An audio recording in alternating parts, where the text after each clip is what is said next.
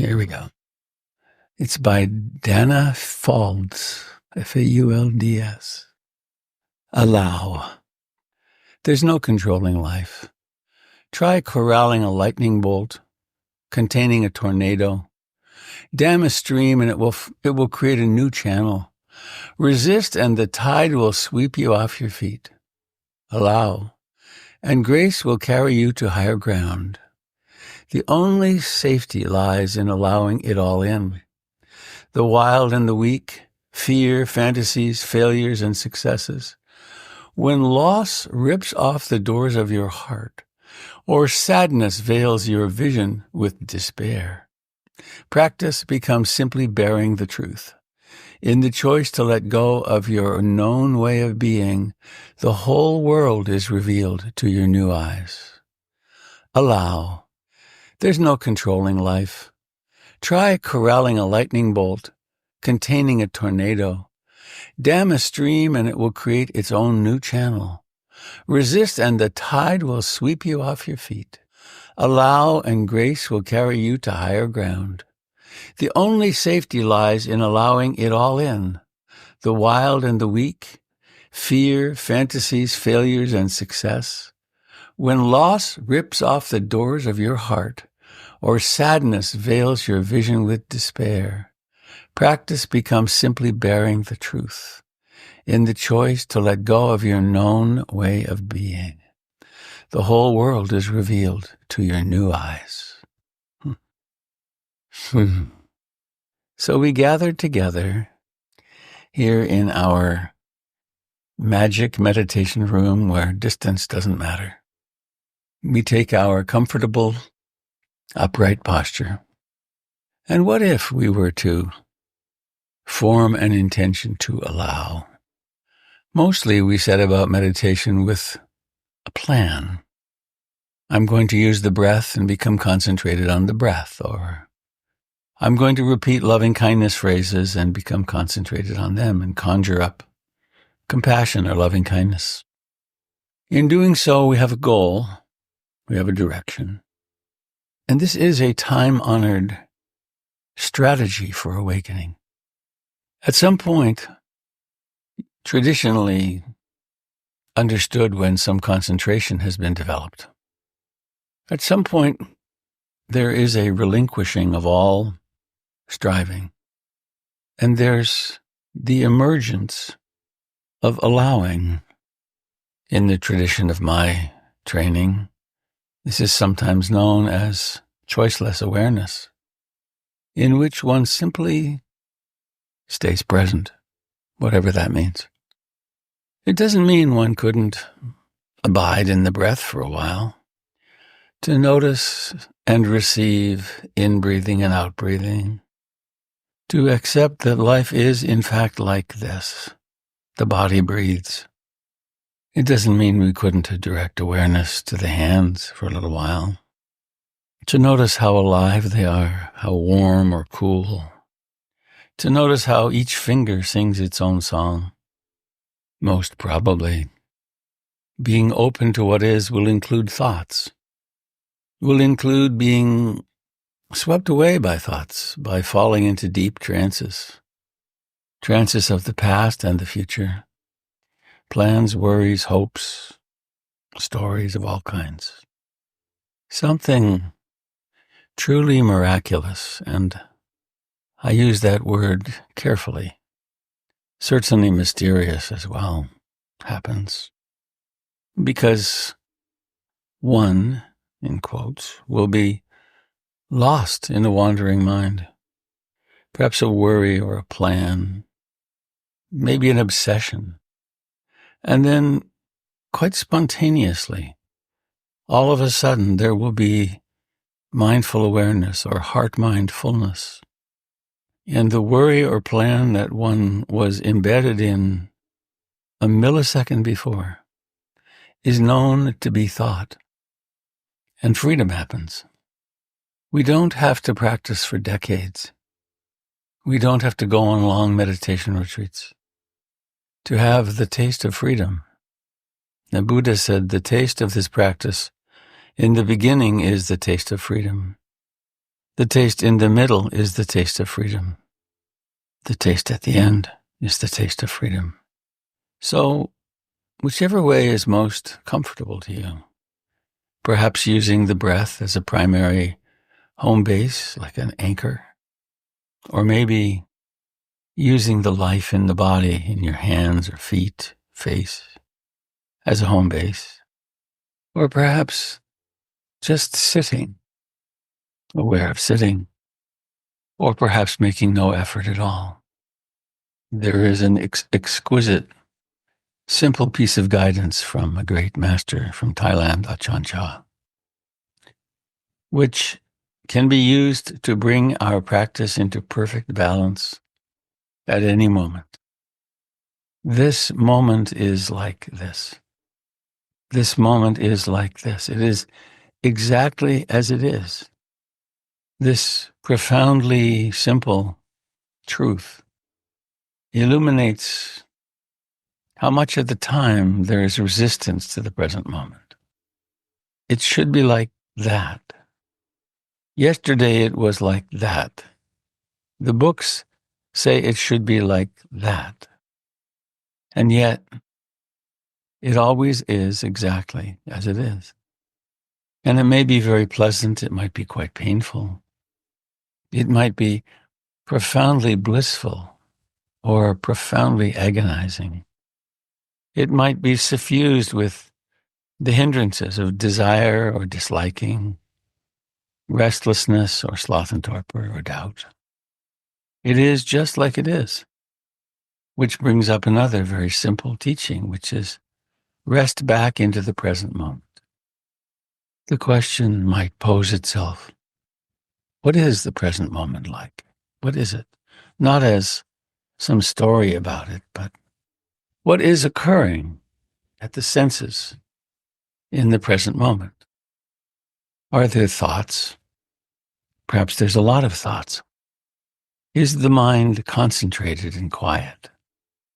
Is there desire, wanting the present moment to be different in a pleasant sort of way? Or is there aversion, disliking, wanting it to be different in that something shouldn't exist? Allowing what is to be. Perhaps the mind is sleepy and dull, but it isn't always. There are those moments when presence occurs, and the sleepy dullness is absent, maybe just for a moment. Such is the process of awakening that comes from within. And I ask you now to go on a little journey with me with your imagination. And your imagination capacity may be very clear in images, and it may not do images at all. It might be body sensations or some other sense. It might be primarily the words. It doesn't really matter what channel happens. It's that the intention is embraced. And it's a very simple imagination. And that is to notice that there resides at the very center of your heart, somewhere in there, in your metaphorical heart, a golden shape that is shaped exactly like you. We could put a name on it like Buddha or Krishna or Mary or Kuan Yin. Sometimes that helps. But whatever the case, it's tiny. And it's exactly like you. Every hair, every pore, every scar. And imagine that this is perhaps the discovery, maybe a first discovery of a conduit, of a vehicle, of a way for love to come into the world through you. One way to do this is to remember back to some moment in your life when there was great love. I often use moments and memories of holding one of my children as infants, but it can also be a moment of illumination on a mountaintop, or perhaps making love sometime, or being with a pet, because you know what it's like when the doorway to love opens.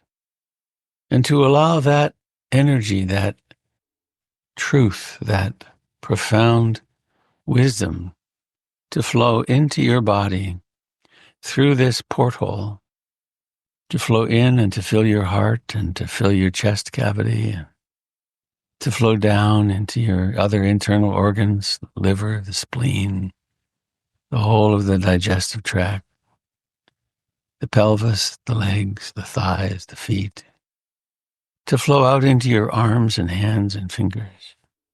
You might feel this as a warmth or an energy or just an idea, and flowing up into your shoulders and neck and face, into your eyes, your taste buds.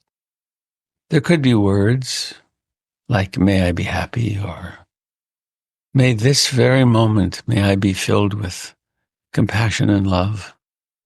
And some would say, just remember your true self, the self, that which is not obscured by the hindrances and various other human attributes.